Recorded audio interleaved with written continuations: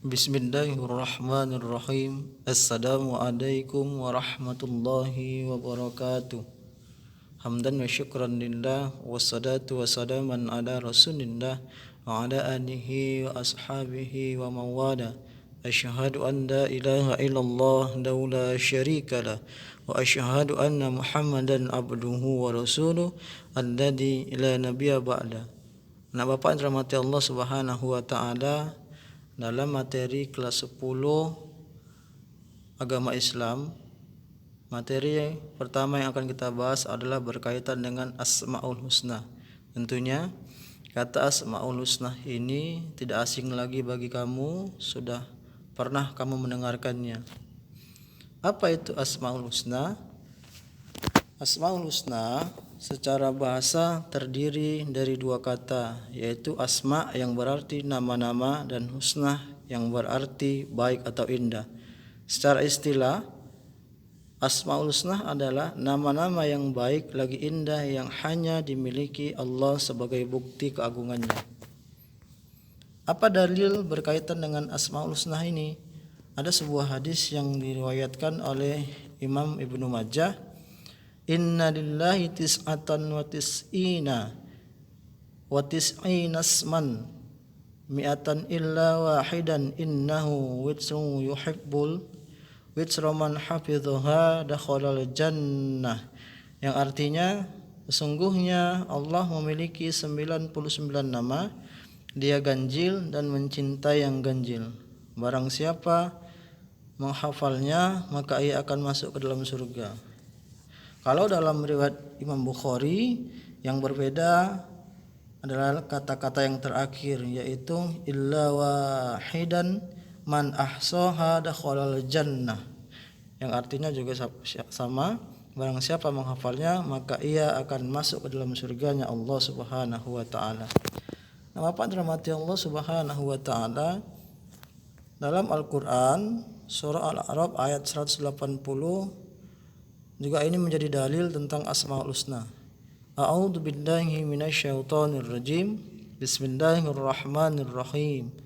Walillahil asmaul husna fad'uhu biha wa dzarul ladzina yulhiduna fi asma'i sayujzauna ma kanu ya'malun.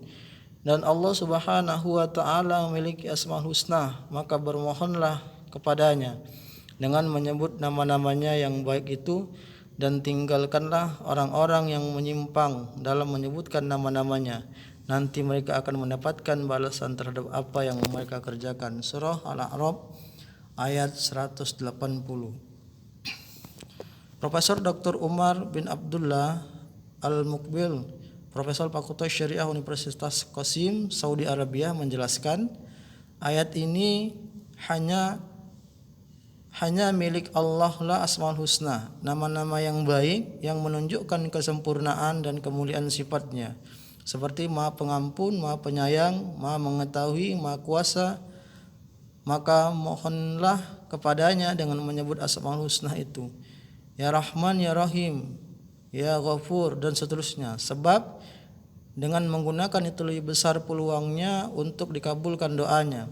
Tinggalkanlah orang-orang yang musyrik yang menyimpang dari kebenaran dalam menyebut nama-namanya, seperti penyebutan mereka terhadap lafzul jalalah dengan yang maknanya mereka rubah dengan menyamakan terhadap makhluk, juga dengan menyanggah kesempurnaan mutlak dari sifat Allah dengan mentafsiri kemahatuhanan, kemahamendengaran, dan kemahamelihatan dengan sifat makhluk, juga dengan merubah sifat nama-nama Tuhan, sebagaimana mereka dari nama Al-Aziz memberikan nama Uzza, Al-Manan dirubah dengan Munnah, atau dengan menambahkan maupun menguranginya. Nanti mereka akan mendapatkan balasan terhadap apa yang telah mereka kerjakan.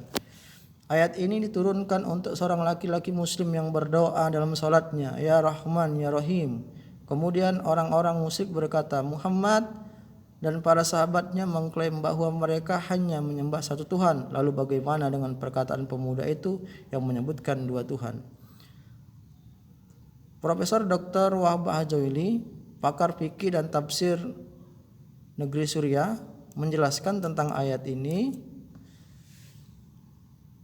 tentang agungnya kemuliaan Allah dan luasnya sifat-sifatnya, bahwa Dia memiliki Asmaul Husna, yakni Dia mempunyai semua nama yang baik. Pedomannya adalah bahwa Ia adalah semua nama yang menunjukkan sifat kesempurnaan yang agung. Dengan itu Ia menjadi husna. Karena jika seandainya Ia tidak menunjukkan sifat, hanya sekedar nama saja, bukan husna. Begitu juga sifat seandainya Ia menunjukkan sifat yang bukan sifat sempurna. Bisa sifat kekurangan atau sifat yang mungkin menunjukkan sifat kekurangan atau kesempurnaannya, maka ia bukan husna. Sebutan nama-nama Allah menunjukkan semua sifat yang maha, ia diambil dari yang meliputi seluruh maknanya, seperti Al-Alim yang menunjukkan bahwa Dia memiliki ilmu yang umum lagi menyeluruh serta meliputi segala sesuatu. Maka tidak ada sekecil apapun di bumi dan di langit yang luput dari ilmu Allah.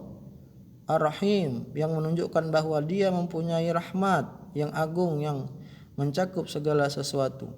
Oleh karena itu Dia berfirman, maka mohonkanlah kepadanya dengan menyebut Asmaul Husna.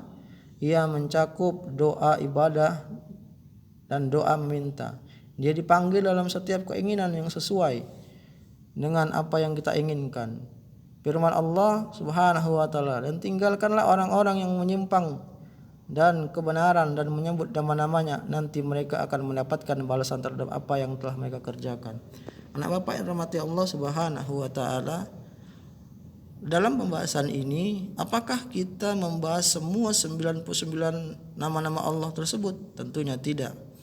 Pada materi kali ini kita hanya membahaskan 7 dari sifat yang keseluruhannya adalah 99. Apa itu? Tentang Al-Karim, Al-Mukmin, Al-Wakil, Al-Matin, Al-Jami', Al-Adl, Al-Akhir. Untuk penjelasan lebih lanjut nanti Bapak akan jelaskan pada pertemuan yang selanjutnya. Sekian, kurang lebih mohon maaf. Assalamualaikum warahmatullahi wabarakatuh.